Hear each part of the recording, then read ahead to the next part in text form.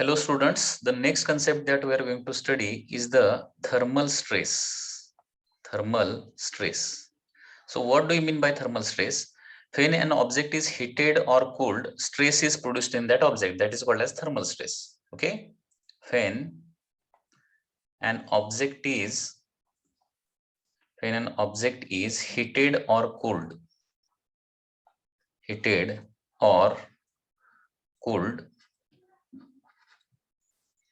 stress produced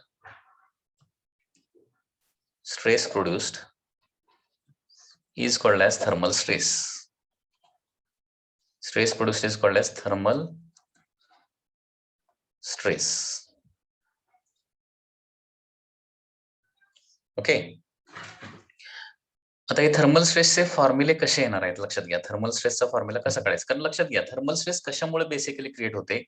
एखादा object आपण heat केला किंवा एखादा ऑब्जेक्ट कूल केला तर हीट केल्यानंतर त्याचं काय होतं, एक्सपान्शन होतं, आणि कूल केल्यानंतर काय होतं, त्याचं कॉन्ट्रॅक्शन होतं. हीट केल्यानंतर increase in length will be there and when it is cooled there is a decrease in length. आणि त्याच्यामुळे काय होणार आहे, इन्क्रीज इन लेंथ किंवा डिक्रीज इन लेंथ झालं तर स्ट्रेन प्रोड्यूस होणार आहे. कारण स्ट्रेन म्हणजे काय असतं, it is increase in length और डिक्रीज इन लेंथ, त्याच्याशी रिलेटेड स्ट्रेन असते ना. ओके, म्हणजे चेंज इन लेंथ झालं की स्ट्रेन क्रिएट होणार, आणि स्ट्रेन क्रिएट झालं की ऑटोमॅटिकली काय होणार आहे, त्या बॉडीमध्ये स्ट्रेस देखील क्रिएट होणार आहे. तर थर्मल स्ट्रेसचा हा फॉर्म्युला आता कसा डिराईव्ह करायचा बघा आपल्याला.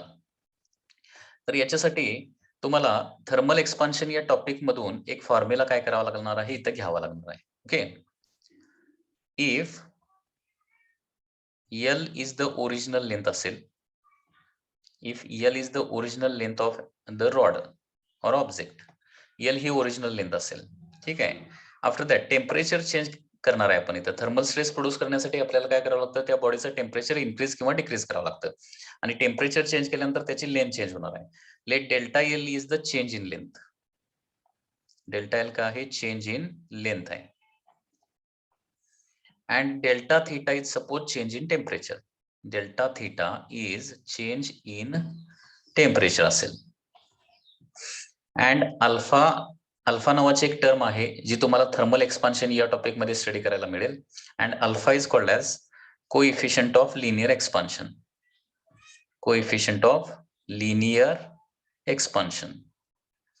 Alpha is nothing but coefficient of linear expansion. Okay, so therefore here we know that, okay, we know that delta L by L is equal to alpha into delta theta. हा जो formula आहे तो कुठून आलेला आहे, it is from the topic that is thermal expansion. Thermal expansion या topic मधून आलेला आहे. तर change in length upon original length is given by formula alpha into delta theta. लक्षात घ्या. ओके, पुन्हा एकदा सांगतोय, एखादा ऑब्जेक्ट आपण हीट केला किंवा कूल केला तर त्याची लेंथ काय होते, चेंज होते. आणि लेंथ कशा प्रकारे चेंज होते बघा. कॅपिटल एल ओरिजिनल लेंथ असेल, delta L change in length असेल, delta theta is the change in temperature असेल, आणि alpha is the coefficient of linear expansion असेल.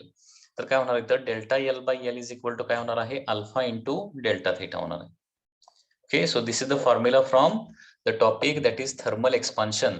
आता delta L by L is equal to alpha delta थीटाच काय येतं हे तुम्हाला त्या टॉपिक मध्ये स्टडी करायला मिळेल. From this topic point of view, okay, हा फॉर्म्युला ऍज इट इज तुम्हाला लक्षात ठेवावा लागणार आहे. Delta L by L is equal to alpha into delta theta. Now you know that delta L by L is nothing but change in length upon original length, and change in length upon original length is nothing but strain. बरोबर आहे ना. ही LHS जरा बघा. It is the change in length upon original length, and change in length upon original length is nothing but the strain. लक्षात घ्या, strain. आणि कुणामुळे strain create झालेली आहे, टेम्परेचरमुळे, आणि म्हणून याला काय म्हणणार मी, थर्मल स्ट्रेन असं म्हणणार. So therefore we get the first formula that is thermal strain. जे टेम्परेचर चेंज झाल्यावर किती स्ट्रेन प्रोड्यूस होणार आहे, that is called as thermal strain. That is alpha into delta theta, where delta theta is the change in temperature and alpha is the coefficient of linear expansion. आता thermal strain मिळाली तर thermal stress काढूया आपण. Thermal stress. Okay, no, thermal stress is equal to Young's modulus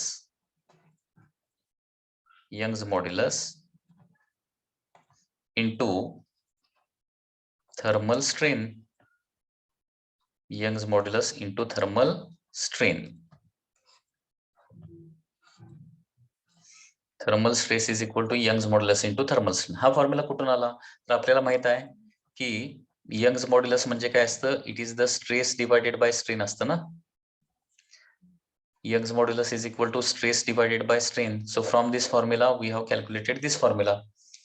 Young's modulus is equal to stress divided by strain, and therefore stress is equal to y into strain. Strain ला LHS ला आणलं तर y into strain होणार ना.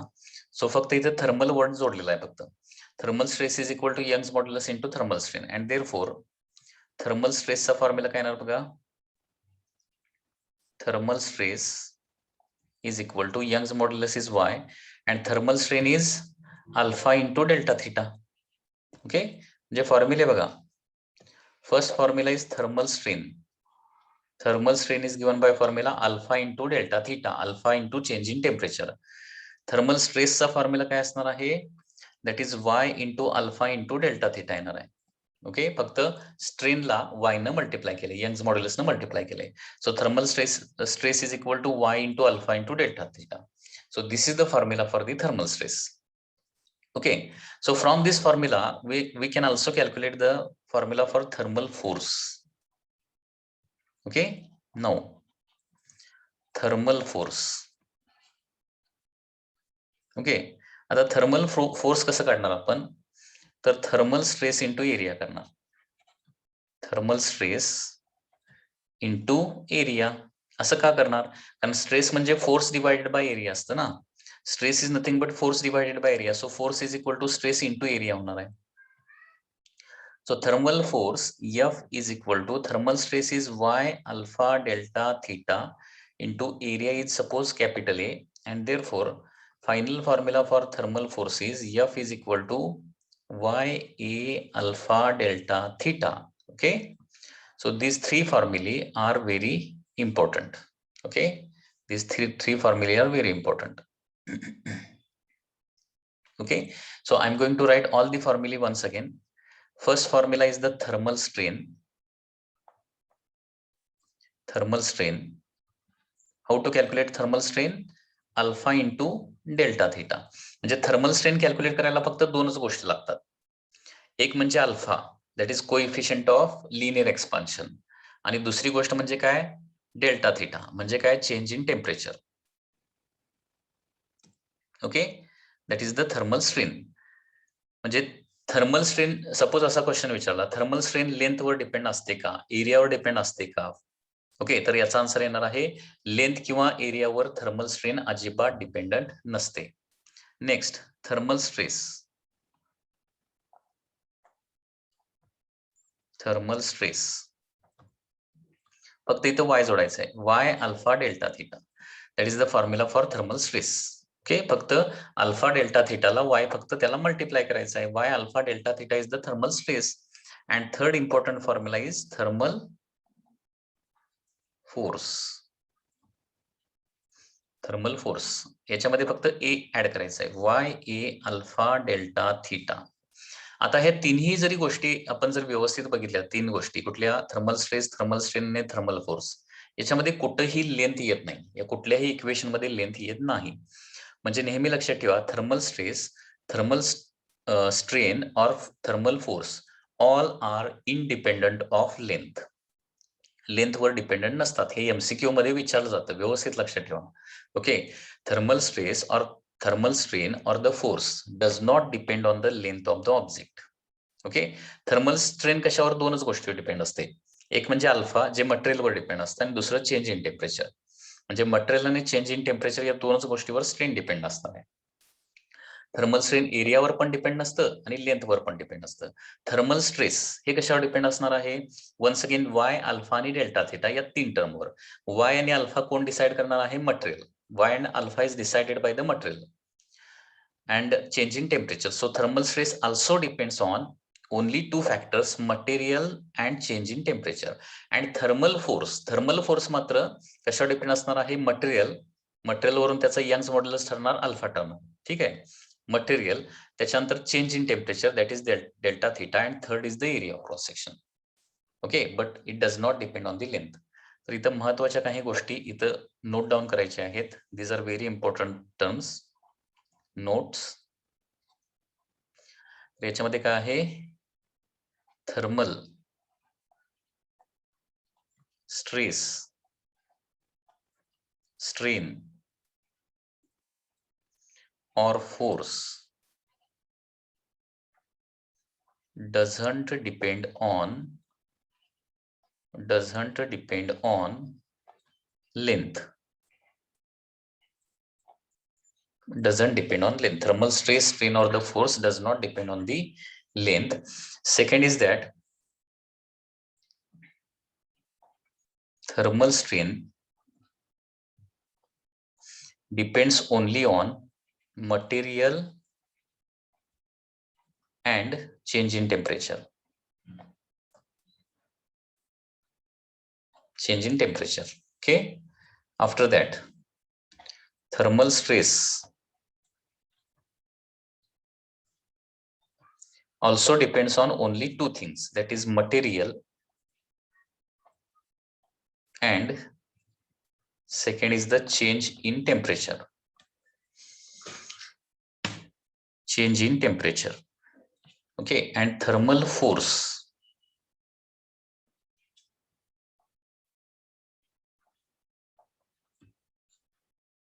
Thermal force depends on the three things: material,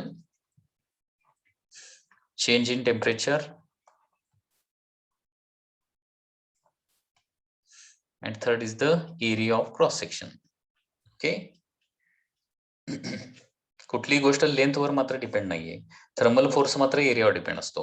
thermal stress आणि thermal strain हे देखील एरियावर पण डिपेंड नसतात. लेंथवर डिपेंड नसतातच, एरियावर देखील डिपेंडंट नसतात. कोण? Stress and the strain.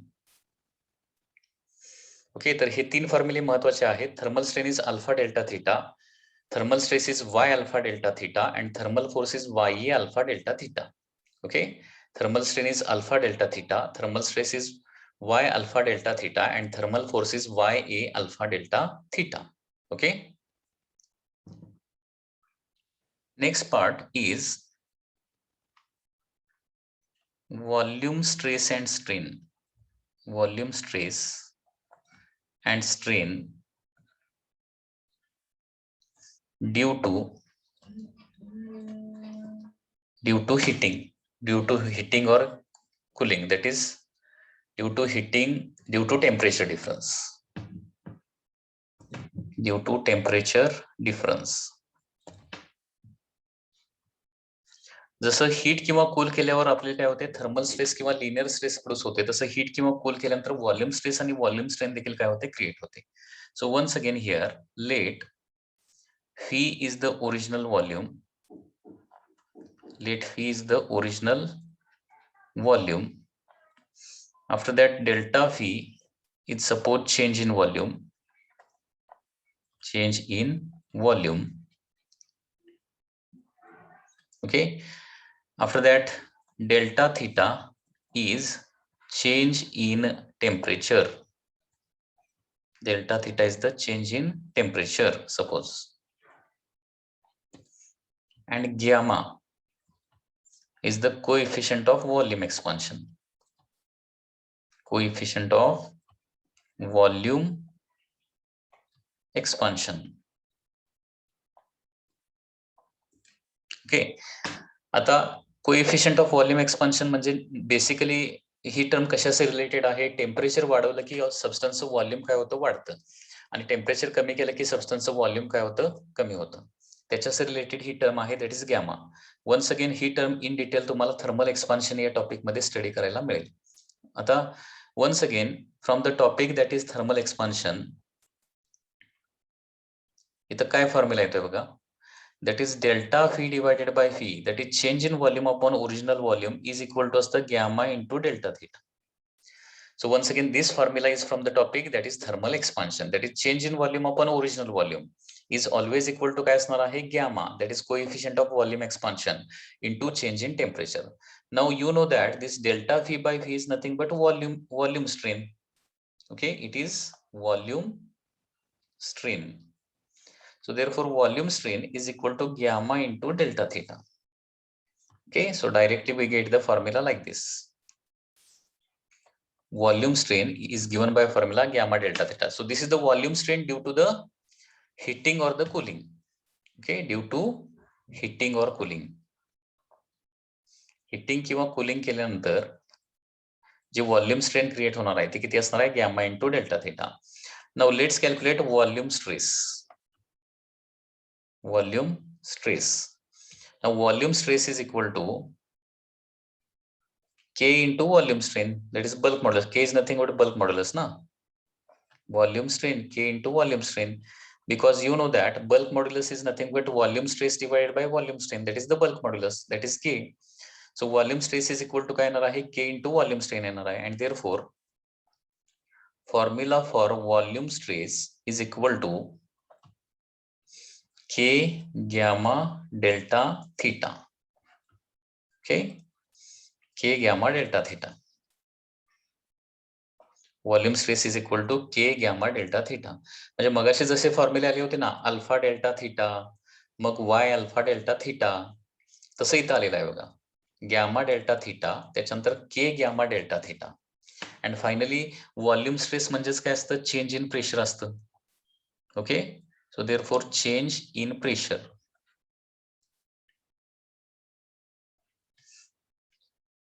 Change in pressure delta P. आता व्हॉल्यूम स्ट्रेस म्हणजे चेंज इन प्रेशर असतं ना. So delta P is equal to काय येणार आहे K gamma delta theta as it is. Change in pressure म्हणजे व्हॉल्यूम एक्सपान्शन जर झालं तर तिथं काय होणार आहे प्रेशर चेंज होणार आहे आणि ते चेंज इन प्रेशर किती येणार आहे K गॅमा डेल्टा थीटा. हे कसं आलं कारण we know that volume stress म्हणजे चेंज इन प्रेशर असतं. हे आपण व्हॉल्यूम स्ट्रेसच्या कन्सेप्ट मध्ये बघितलंय. Volume stress is nothing but change in pressure. So volume स्ट्रेसचा formula K gamma delta theta असेल तर चेंज इन प्रेशरचा पण formula K gamma delta theta येणार. लक्षात येते का बघा. पुन्हा एकदा सगळे फॉर्म्युले लिहूया. थर्मल स्ट्रेस रिलेटेड थर्मल स्ट्रेसशी रिलेटेड सगळे फॉर्म्युले बघा. सुरुवातीला आपण अल्फाचे फॉर्म्युले बघितले. अल्फाशी रिलेटेड म्हणजे काय पहिला होता थर्मल स्ट्रेन. थर्मल ही लिनियर स्ट्रेन असणार आहे. थर्मल स्ट्रेन बघितलेलं होतं alpha into delta theta. After that thermal stress is equal to Y alpha delta theta, and next is the thermal force that is equal to Y A alpha delta theta. okay, त्याच्यानंतर volume शी related बघा. सुरुवातीला आपण volume strain बघितलं. Okay, volume strain is equal to काय येणार आहे gamma into delta theta येणार आहे. त्याच्यानंतर व्हॉल्यूम स्ट्रेस काय आलं K gamma delta theta. And finally the change in pressure same formula K gamma delta theta. Okay, so this is the part related to volume stress. Okay, म्हणजे हे लक्षात येते का बघा. थर्मल स्ट्रेसची कन्सेप्ट कशी आहे बघा. Suppose there is a rod like this आणि याचा coefficient of linear expansion alpha आहे आणि याचं टेम्परेचर काय केलं आपण डेल्टा थीटानं वाढवलं तर काय होणार आहे हे दोन्ही साईडला एक्सपांड होणार ना. टेम्परेचर वाढवलं तर लेंथ त्याची वाढणार आहे कारण कुठल्याही सबस्टन्सचं टेम्परेचर वाढलं की त्याची लेंथ वाढते आणि त्याच्यामुळे थर्मल स्ट्रेन क्रिएट होणार आहे. That is alpha into delta theta. Thermal stress कधी क्रिएट होणार. आता हा रॉड आपण काय केला दोन रिजिड सपोर्टच्या मध्ये काय केला फिक्स केला बसवला. म्हणजे सपोज लेफ्टला एक वॉल आहे आणि राईटला एक वॉल आहे आणि मध्ये काय केलंय आपण रॉड बसवलेला आहे आणि आता टेम्परेचर वाढवलं तर काय होणार आहे हा रॉड बाहेर एक्सपांड व्हायचा प्रयत्न करणार. लक्षात येते का. टेम्परेचर वाढवल्यामुळं हा जो रॉड आहे तो बाहेर एक्सपांड व्हायचा प्रयत्न करणार परंतु वॉलमुळे तो एक्सपांड होऊ शकणार नाही आणि त्याच्यामुळे काय होणार आहे त्याच्या आतमध्ये Y अल्फा डेल्टा थीटा एवढी थर्मल स्ट्रेस क्रिएट होणार आहे. त्याचबरोबर टेम्परेचर वाढवल्यानंतर काय होणार आहे हा एक्सपांड व्हायचा प्रयत्न करणार आणि काय करणार आहे दोन्ही वॉलवर काहीतरी फोर्स एक्झर्ट करणार आहे. दोन्ही वॉलला काय करणार आहे बाहेर ढकलणार आहे. किती फोर्सनं बाहेर ढकलणार त्या फोर्सचा फॉर्म्युला असतो Y A alpha delta theta. लक्षात येते का. म्हणजे एक रॉड 2 व्हर्टिकल वॉलच्या मध्ये आपण काय केलेलं आहे, बसवलेला आहे. ओके. आपण जर तिथं टेम्परेचर वाढवलं तर तो रॉड एक्सपांड होणार आणि एक्सपांड होऊन काय करणार आहे, त्या दोन्ही वॉलवर आउटवर्ड डायरेक्शन, बाहेरच्या डायरेक्शन फोर्स क्रिएट करणार आहे. त्या दोन्ही वॉलला पुश करणार दोन्ही साईडला. किती फोर्सनं पुश करणार आहे, वाय ए अल्फा डेल्टा थिटा. तसं व्हॉल्यूम स्ट्रेस रिलेटेड कन्सेप्ट कशी येणार बघा. सपोज हा एक स्पियर आहे, स्पियर मी अज्युम केला, ठीक आहे. तर पहिली गोष्ट म्हणजे याचा coefficient of volume expansion suppose काय असेल, गॅमा असेल, आणि याचं डेल्टा थिटाने चेंज इन टेम्परेचर केलं तर चेंज इन व्हॉल्यूम आपण ओरिजिनल व्हॉल्यूम किती येणार आहे, गॅमा इंटू डेल्टा थिटा, म्हणजे व्हॉल्यूम स्ट्रेन एवढी क्रिएट होणार आहे. ओके. त्याचबरोबर जसं आपण या रॉडला फिक्स केले दोन्ही साईडनं, तसं समजा काय केलं, या स्पियरला काय केलेलं असेल, सगळ्या बाजूनं काय केलेलं असेल, पूर्णपणे पॅक केलेलं असेल, सगळ्या बाजूनं पूर्णपणे पॅक केलेलं असेल. तर आता टेम्परेचर वाढलं की तो काय होणार आहे, एक्सपांड व्हायचा प्रयत्न करणार आहे. परंतु सगळ्या बाजूनं पॅक असल्यामुळे काय होणार आहे, त्याच्या आतमध्ये स्ट्रेस क्रिएट होणार आहे. आणि ती स्ट्रेस किती असणार आहे, के गॅमा डेल्टा थिटा. आणि किती प्रेशरनं तो जो स्पियर आहे तो किती प्रेशरनं, म्हणजे टेम्परेचर वाढवल्यावर किती प्रेशरनं सराउंडिंग जे काय त्याचं मटेरियल असेल, सराउंडिंग मटेरियलला किती प्रेशरनं बाहेर ढकलणार, त्या प्रेशरचा फॉर्म्युला आहे K gamma delta theta. Okay, so in this way there is a concept of thermal stress and volume stress. Okay, so these formulae are very important. Okay, you should remember these formulae.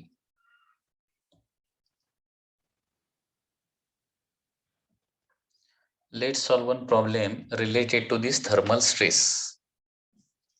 Now here problem is given like this: a steel wire of length 20 centimeter. Here length is given as original length, that is 20 centimeter is the total length, and uniform cross sectional area. Cross sectional area is also given, that is 1 millimeter square.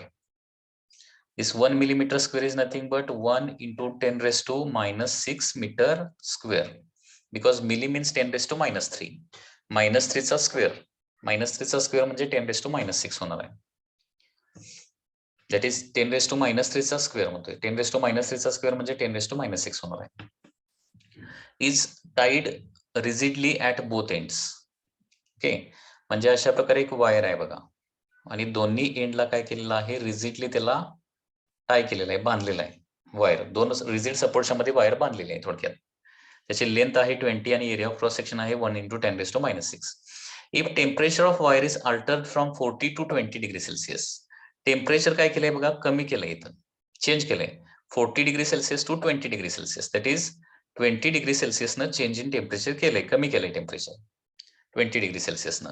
40 to 20 केलंय ना, म्हणजे 40 to 20 म्हणजे 40 minus 20 that is equal to 20. That is the change in temperature. Calculate change in tension. Change in tension म्हणजे काय करायचं आहे, हा thermal force काढायचा आहे. Tension is nothing but the thermal force.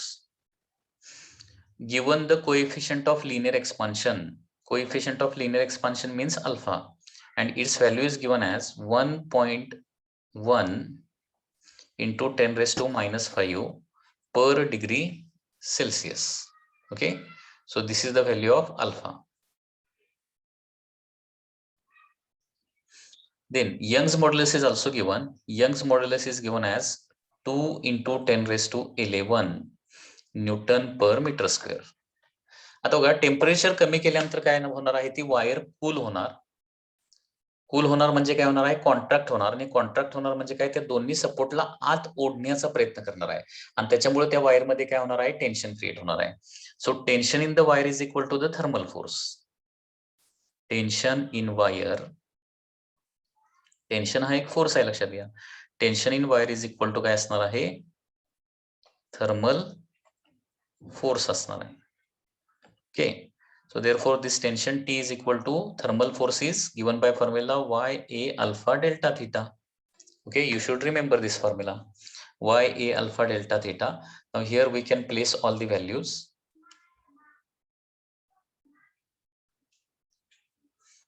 Value of Young's modulus is 2 into 10 raised to 11. Area of cross section is 10 raised to minus 6 into alpha is 1.1 into 10 raised to minus 5, and change in temperature is 20 only. Okay, So here calculation of 2 into 20, that is equal to 40, and 40 into 1.1 किती होणार आहे 44 होणार. So tension T is equal to 44. हे कुणाचं calculation आलं 2 into 1.1 into 20 या तिघांचं calculation. कारण 2 into 1.1 म्हणजे काय येणार आहे 2.2 होणार. 2.2 इंटू 20 म्हणजे 22 2 जार 44 इंटू आता 10च्या पॉवरचं कॅल्क्युलेशन. 10च्या पॉवरचं कॅल्क्युलेशन बघा 10 raise to -6 and 10 raised to -5 हे होणार 10 raised to -11. 10 raised to -11 and 10 raised to 11 म्हणजे काय होतंय 10 ची पॉवर सगळी कॅन्सलच होते. 10 raised to -11 and 10 raised to 11. So tension is equal to 44 Newton. Okay, such type of question is asked in the examination. Okay, wire दोन सपोर्टच्या मध्ये बांधलेली आहे. टेम्परेचर कमी केल्यानंतर काय होणार आहे ती कॉन्ट्रॅक्ट होणार, रिड्युसिंग लेंथ होण्याचा प्रयत्न करणार आणि त्याच्यासाठी दोन्ही सपोर्टला काय करणार आहे आत ओढणार आहे आणि त्याच्यामुळे काय होणार आहे वायर मध्ये टेन्शन क्रिएट होणार आहे. आणि tension in the wire is given by formula YA alpha delta theta. Okay, so this is the answer. Now the next part is relation between the three modulus and Poisson's ratio. हा part जो आहे तो खूप important आहे. अनेक वेळा नीट JEE men's exam मध्ये CET exam मध्ये याच्यावर क्वेश्चन आलेले आहे. Okay, that is the relation between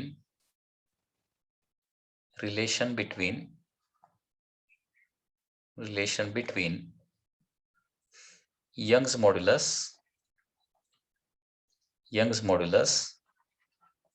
that is Y. After that, modulus of rigidity,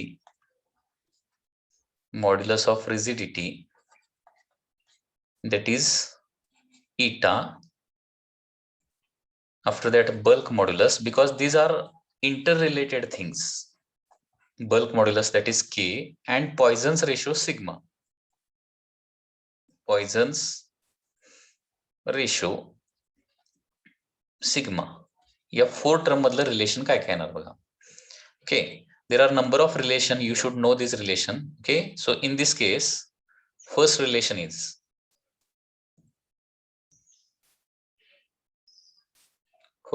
is like this, that is 1 by K plus 3 by eta is equal to 9 by Y. Okay, so this is the first relation. Okay, लक्षात येते का बघा first relation का आहे, that is 1 by K is equal to 3 by eta, 1 by K plus 3 by eta is equal to 9 by Y. म्हणजे या रिलेशनचा वापर कशासाठी करू शकतो आपण.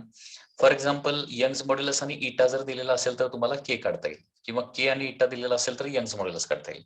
तर लक्षात ठेवायचा प्रयत्न करा. लक्षात घ्या 1 by K plus 3 by eta is equal to 9 by Y. Okay, so this is the first relation.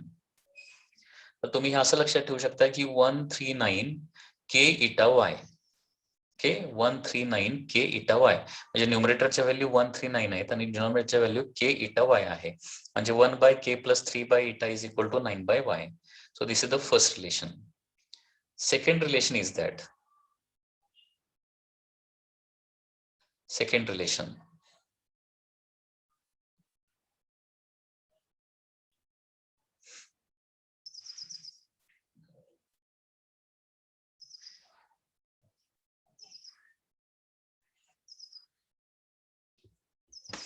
this is the second relation.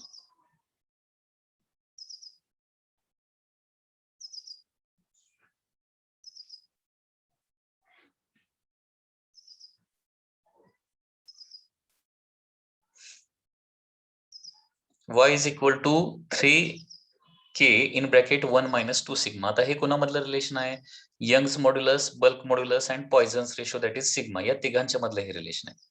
Okay, so this is the relation between Young's modulus, bulk modulus and Poisson's ratio. After that, third relation.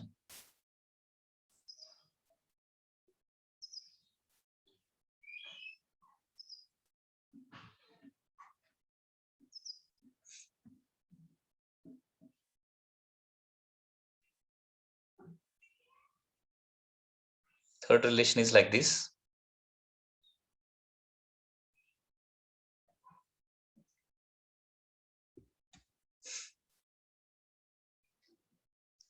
This is the third relation, that is y is equal to 2 eta in bracket 1 plus sigma.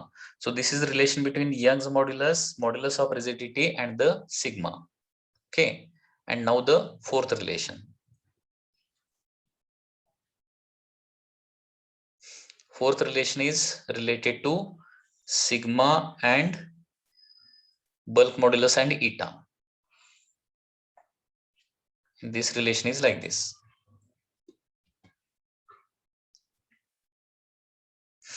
So these are the 4 important relations. Okay, जे तुम्हाला as it is पाठच करावे लागणार आहेत. Okay, first relation काय आहे, 1 by k plus 3 by eta is equal to 9 by y. This is a very important relation. This relation is very, very important. Okay, 1 by k plus 3 by eta is equal to 9 by y. After that, y is equal to 3k in bracket 1 minus 2 sigma.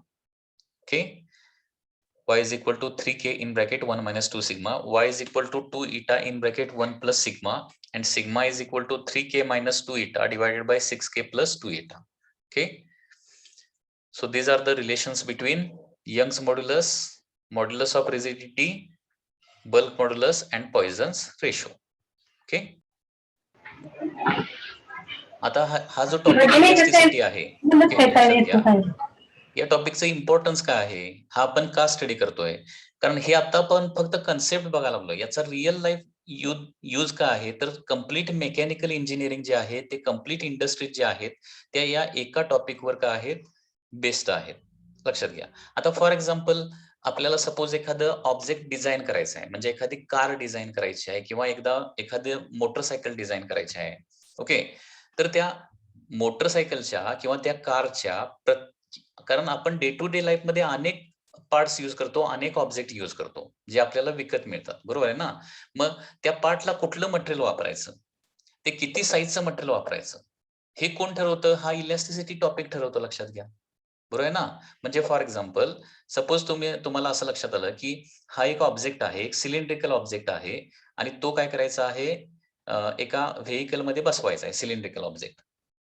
ठीक आहे, तर पहिली गोष्ट आपल्याला real life वरून, म्हणजे real life application वरून या ऑब्जेक्टवर फोर्स किती येणार आहे ते आपल्याला माहिती असतं. म्हणजे फॉर एक्झाम्पल चेअरचं सिंपल घ्या, तुमच्या चेअरचं डिझाईन करायचं असेल, त्या चेअरवर तुम्ही बसणार आहात, बरोबर आहे ना. मग त्या चेअरवर किती फोर्स येणार आहे हे आपल्याला माहित आहे. चेअरवर एक पर्सन बसतो, म्हणजे मॅक्सिमम किती घेऊ शकतो, त्याच्यावर 100 kg फोर्स घेऊ शकतो, किंवा मॅक्सिमम 200 kg घेऊया. Safety point of view 200 kg force घेतला तर त्याच्या केजी मध्ये फोर्स येणार आहे 200 kg, म्हणजे न्यूटन मध्ये किती येणार आहे, अप्रॉक्सिमेटली 2000 न्यूटन हा फोर्स मिळाला. ठीक आहे, आता त्याला जी पाईप आपण वापरणार आहे, चेअरच्या डिझाईनसाठी जी पाईप वापरणार आहे, त्या पाईपला आता मटेरियल काय वापरणार आपण, तर फॉर एक्झाम्पल आयर्न वापरणार आहे, आयर्न वापरायचं आहे. तर आयर्नची आपल्याला ब्रेकिंग स्ट्रेस माहिती असते, म्हणजे आयर्न किती स्ट्रेसला ब्रेक होतं हे ब्रेकिंग स्ट्रेस माहिती असते आपल्याला. लक्षात घ्या, for example so breaking stress समजा काय आहे, काहीतरी सर्टन काय आहे, 800 न्यूटन पर मीटर स्क्वेअर आहे ब्रेकिंग स्ट्रेस. तर आपल्याला फोर्स कळाला आणि ब्रेकिंग स्ट्रेस त्या मटेरियलची माहिती असते. ब्रेकिंग स्ट्रेस ही सायंटिस्टनी नंबर ऑफ एक्सपेरिमेंट करून ही ब्रेकिंग स्ट्रेस किती आहे, म्हणजे किती स्ट्रेसला ते आयर्न ब्रेक होत आहे याचा डेटा तयार करून ठेवलेला आहे. त्याच्यामुळे ही ब्रेकिंग स्ट्रेसची व्हॅल्यू तुम्ही नेटवर टाकला, आयर्नची ब्रेकिंग स्ट्रेस किती, अल्युमिनियमची किती, कॉपरची किती, हे तुम्हाला सगळं इझिली मिळू शकतं. स्टँडर्ड इन्फॉर्मेशन आहे ते. आणि या दोन गोष्टी मिळाल्यावर आपल्याला काय मिळणार, एरिया ऑफ क्रॉस सेक्शन मिळणार ना. कारण लक्षात घ्या, स्ट्रेस इज इक्वल टू काय असतं, फोर्स डिवायडेड बाय एरिया असतं. So area is equal to काय येणार आहे, फोर्स डिवायडेड बाय काय येणार आहे, स्ट्रेस येणार आहे. मग फोर्सची इन्फॉर्मेशन आपल्याकडे अवेलेबल आहे, स्ट्रेसची इन्फॉर्मेशन आपल्याकडे अवेलेबल आहे, ब्रेकिंग स्ट्रेस.